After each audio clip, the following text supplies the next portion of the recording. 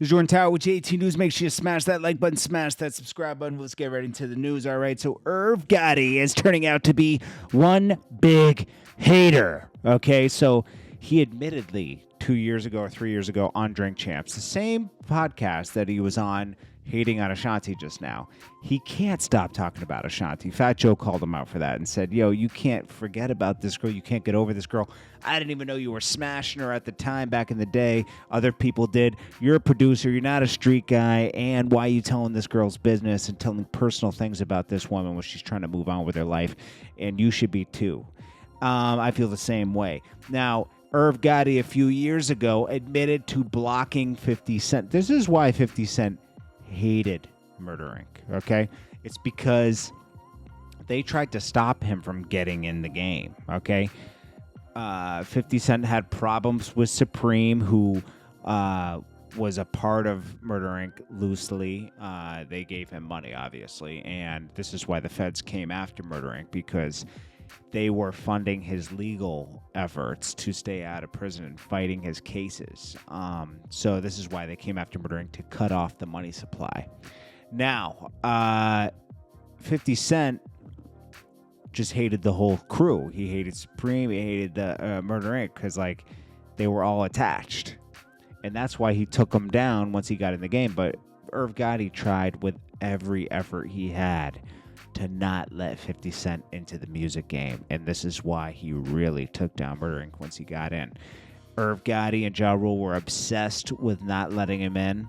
And once he got in, they knew it was over.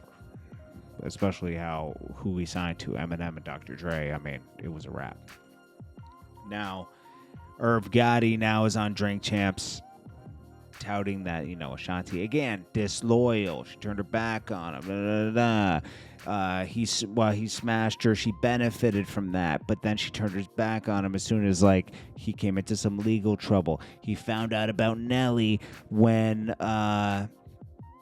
he found out about Nelly watching TV. It's like, dude, you had a wife and kids. We've talked about this. It's like Irv Gotti, when you just assess his whole career, he's a big hater. He blocks people from moving forward and having success in their careers. If you're not down with him, you're the enemy, And this is why he's so annoying.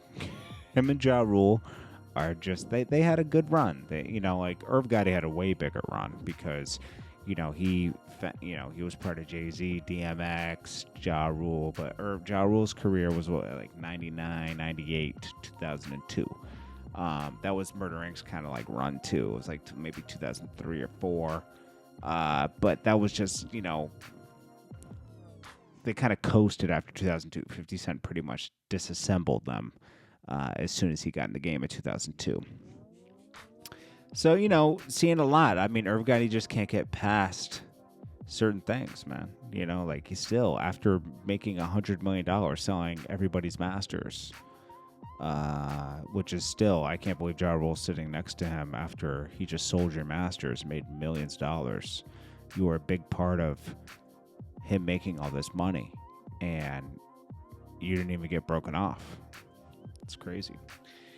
Anyways, guys, what do you guys think about Fat Joe calling him a sucker? Because, Fat Joe did call him a sucker on his podcast. He's involved in some sucker stuff, and he can't respect him. I agree. This is Jordan Tower with JT News.